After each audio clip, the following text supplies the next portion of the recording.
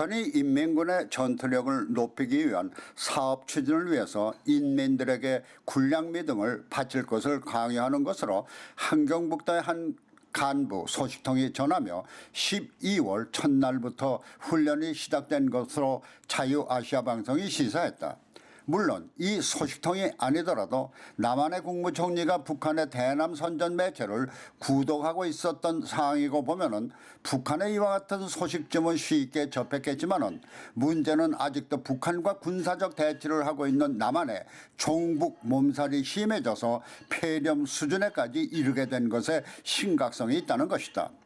남한의 통일부는 지난 17일 세계 식량 계획을 통한 대북살 5만 톤 지원 사업을 내년에 다시 추진하고 올해 사용하지 못한 사업 비용을 2월 처리하기로 방침을 세운 것으로 조선일보가 보도했다. 이 보도와 함께 북한의 소식통이 전하는 북한군 전력 강화, 훈련을 위해서 인민들에게 강요하고 있는 식량 지원 등과 맞물리며 남한의 통일부가 절묘하게 북한군 훈련 시기에 맞춰서 대북살 지원 카드를 꺼내 들었다는데 의구심이 증폭이 되고 있다. 북한의 이와 같은 북한군 식량 지원 강요는 앞으로 있을지 모르는 전쟁에 대비해서 군사력을 강화하기 위한 조치로 알려졌다. 그러나 이에 대처해야 할 남한은 오히려 군사력을 약화시키기 위해서 9.19 군사 합의를 핑계로 북한군의 남침 장벽 등을 해체하고 오는 2022년까지는 현 8개 군단을 6개 군단으로 축소하는 것도 모자라 이제는 북한군의 전력 강화를 위한 훈련에 맞춰서 식량 지원까지 들고 나오는 것을 보면 문재인 정권의 정체성에 의문이 가지 않을 수가 없다.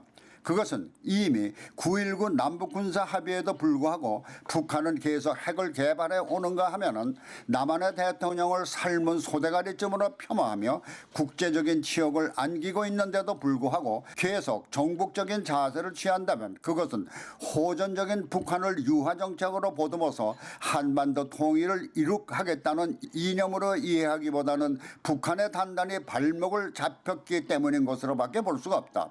그래서 김정은의 대변인이라는 굴욕적 호칭도 모자라서 남한의 정권은 북한의 종속된 정권이라느니 하는 지층의 의구심이 더할 수밖에 없다.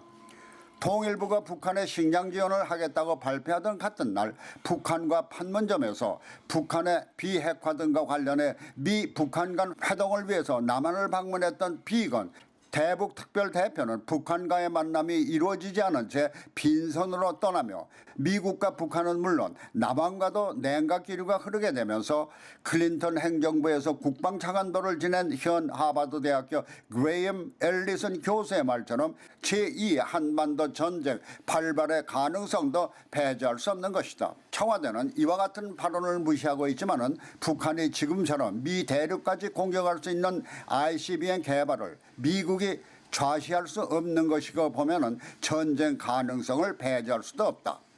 이와 같은 북한의 도발적 태도가 계속이 되면 아직은 북한과 군사적 대치를 하고 있는 남한으로서는 유비무환의 태도로 이에 대처해야 하는데도 종북 프레임에 사로잡혀 있는 것은 올바른 태도가 아니다.